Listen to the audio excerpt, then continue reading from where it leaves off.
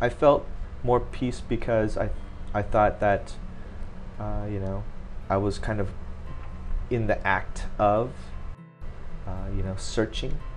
And so I think in that act of searching for some sort of a higher power or some sort of a higher state, more of a peaceful state of mind, you know, something that this world can't offer, right, is something that I was searching for. And I think I did, you know, find some elements of peace.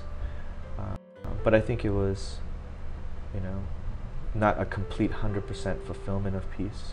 Not one that that I feel now every day of my life, you know, through Christ. But I mean, to answer finally your question about how I met God or how God came to my life,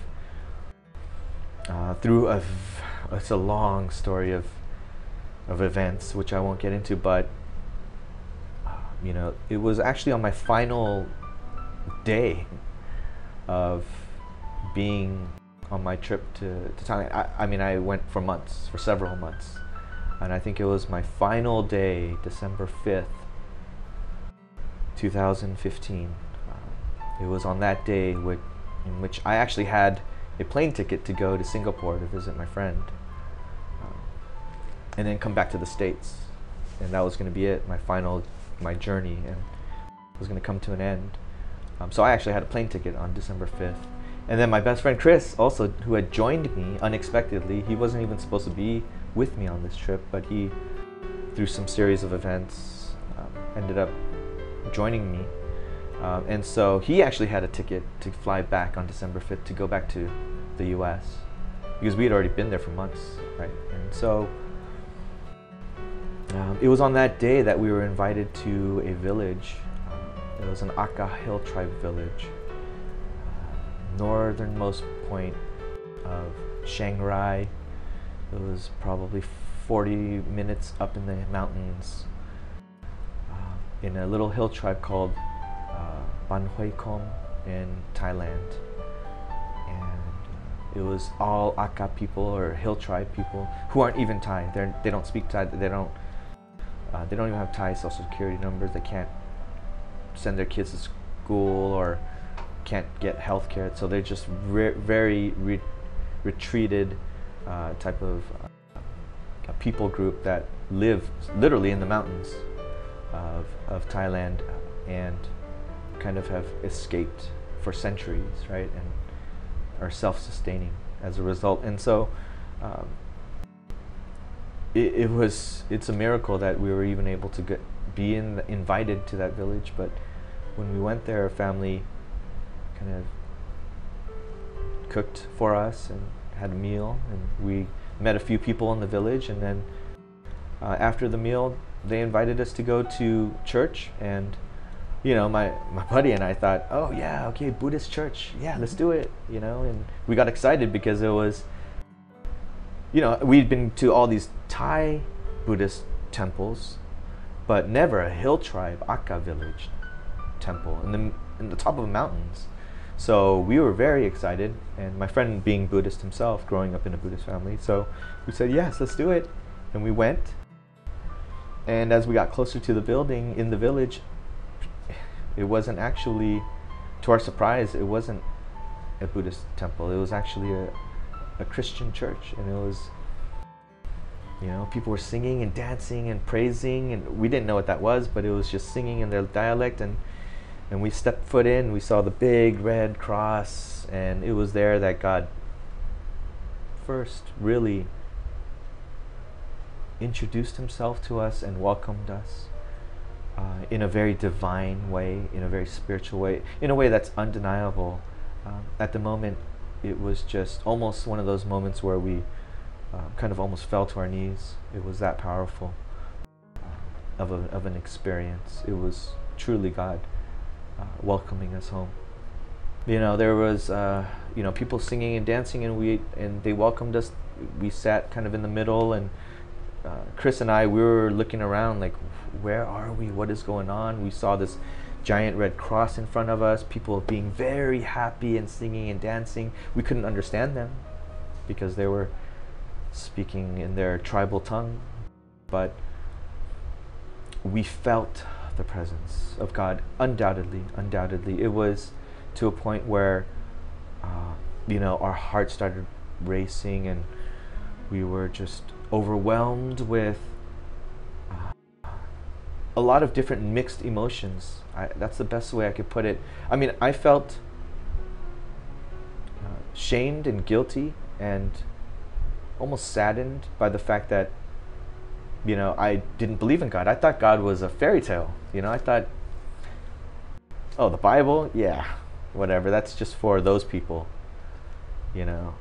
Jesus, yeah, he may have been a historical figure, but not for me, and it's for those religious fanatics. That's what I thought, and that's how I lived my life. And so when I saw the cross, that was apparent to me that I was being led there for a reason. And so I felt guilt and shame because I thought that they were fantasy, God, Jesus, fairy tales. But yet here he's revealing himself as the truth. I mean, you said like the author of the book, the author of the gospel. Back then, if you told me that, I wouldn't have understood what an author meant. But now I do, because but at the moment, God was really it was almost as if he was welcoming us. We were so broken, we were so torn, we were so bad, we were so, selfish, we were so all about me, the world, and like satisfying our own fulfillment and pleasures in life all these years, for decades, and yet God saw past all that, and what else I felt was his love, his embrace, his warmth, his unconditional love and acceptance. Like he's just welcoming us. And I know this sounds,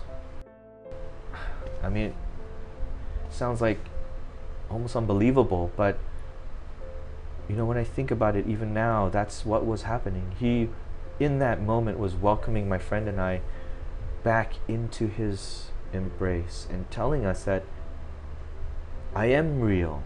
I am truly God. And I'm welcoming you in spite of whatever you've done in your life, and I want you to know that, and I want you to be with me. And it was like that it was 15 different emotions that I felt in one precise moment, and it was overwhelming. And that's why I said it kind of pretty much brought us to our knees. Crying. We were both just crying, and just pretty much on our knees, like, wow, God, this whole time you are real. It was truly a divine, eye-opening experience. It really was. And that's what we both had experienced in that moment.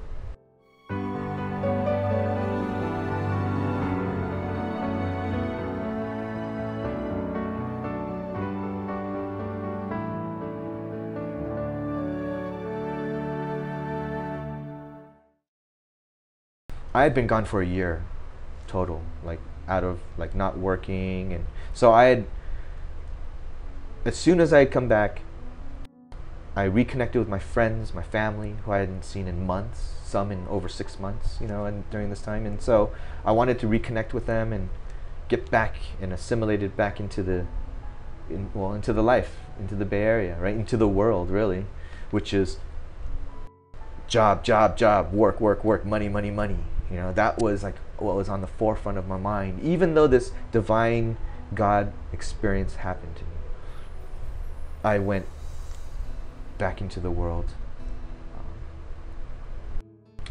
and I went back there fast because I was so consumed with trying to get a job, really. And so then the next several months I was heavily focused on getting a job and worrying about my finances and getting that in order. But my friend Chris, he actually went straight to God. He didn't waste any time. On December 24th, Christmas Eve, he actually went to church and on his own, and not even with anyone else. I mean, Buddhist all his life. I mean, and he just went and he followed, you know, he followed God. He really did, and he accepted Christ that night. And then I started seeing his transformation slowly but surely. And then I wanted that. I knew I longed for it. And within a 4-month period, I started following him and his transformation. And then slowly, it was starting to transform me. It was really God. Now that I look back at it, but I started listening to him. You know, not this loud, booming voice from the sky opening up from the clouds, but listening. And what I mean by that is, I started turning towards him. I started seeking him. I started actually wanting to and having the desire to learn more about him. And not having the desire for like money, job, success, career, even though that was still in my heart, or all the other things that I was involved with in this world that the world tells us that we need, right? But I was kind of slowly turning my focus on him, and as I started hearing him in, you know, through songs or through people or through seeing Chris and his life and how God was transforming him. I mean, this guy was completely different back then, you know? And I started seeing his heart transformed. And in that moment, I started seeing, as I started learning about God, especially when I started going to church. And it's because that's where I met other people who were in tune with Jesus, who had accepted Christ. You know? And so when I'm surrounded by people who have Jesus in their hearts as well, that's when the true transformation started to occur, because I started then, wow, like these people aren't just Christian, fanatic, church religious, brainwashed, mind controlled, right? Like people that are just fooling themselves, buying into this false religion, and that is in this cult. That's what I had thought all my life, right? That's what I thought. But no, not at all. It's the actual opposite. It really is. It's the most loving, kind, generous, giving, patient, you know, selfless, right? Not selfish, but the opposite. Just the most generous, you know, peaceful people that I've ever met in my life, actually. That was my first experience. And so when the transformation really started happening was when I went to San Francisco Lighthouse, a church that was right around the corner from where I lived in San Francisco. And then I met some of these people that I'm describing. And I started reading the Bible. That's when it was when I really started opening up the book. That's when the transformation really started.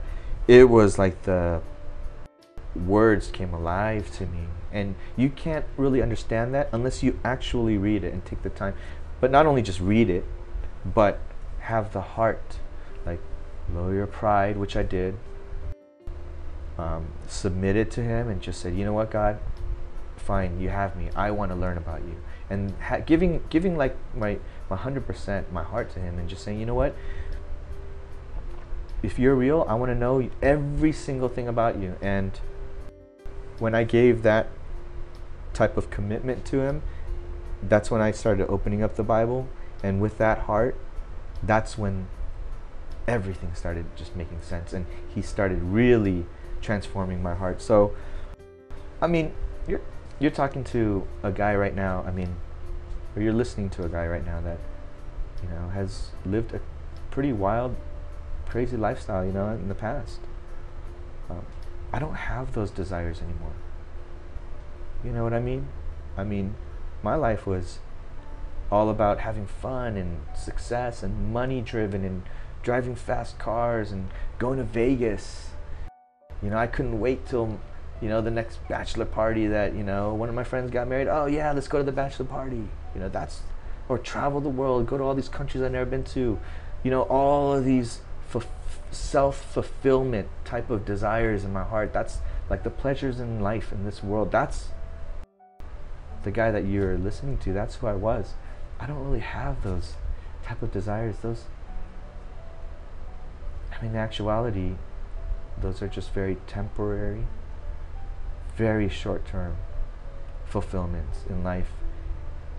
And they don't really give you, maybe in a moment, maybe temporary satisfaction, but in the end, that's all it offers. And you know, during my transformation process and reading the Bible and starting to learn and having a relationship with Jesus, like a direct relationship with him, and starting to understand how he lived his life, and now I'm really you know, getting transformed, is because I'm learning about him. And when I started really following and devoting my life to him, that's when all those other things in this world that the world teaches us that's important didn't really speak to me anymore. It didn't really impress me, you know. All those things that are in those rap songs or those rap videos, you know, that didn't impress me. You know, all the fancy watches and the fancy clothes, cars, didn't impress me anymore. You know, I mean, that lifestyle, you know, whether it's alcohol or drugs or whatever it is, that fast lifestyle, it didn't impress me anymore. What impressed me was really being closer and closer to Jesus. It may sound, you know, far out there, but it's not until you experience him truly. And so that's when the transformation really got me. And if you really think about it, I'm sure many of you may feel this way, but I mean, let me ask you a question. I mean, when is the last time you've had like love, peace, joy, happiness, complete fulfillment? I'm talking about all of those at the same time. Not just in a moment, not just in an hour or in a day or a couple days, but every single minute of every single day, every day. When was the last time? Maybe when you were a kid, right? That's my guess, because that's when it was for me. I was 11 years old, 9 years old, 8 years old, 7 years old, when I was playing Little League, when I was playing video games, when I was going out and having fun and playing, and you know, that's when I was being loved by both my parents and my family. That's when I felt love, joy, peace, fulfillment, all, every day. But, you know, we grow up, right? We become adults and we see all the pains and sufferings of this world, and we go through that pain and suffering and rejection. And well, with Jesus, I guarantee you, you will find fulfillment. All of those fulfillments I'm talking about: love, joy, peace, happiness, fulfillment, all of it, every day. Because that's what I feel. And I'm not alone. There's my friend Chris, and there's millions of people, everyone that that I'm surrounded with now, and that I meet on a weekly basis. Everyone, the common denominator is Jesus Christ. That's it.